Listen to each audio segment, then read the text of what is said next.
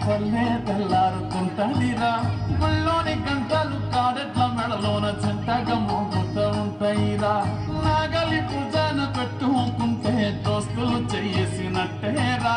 కొట్టు గోదా పక్కన ఉంటే కొండంత బలగం ఉన్నట్టురా చల్లగాలి మోసుకొచ్చేరా సేను సిలకల ముచ్చట్లు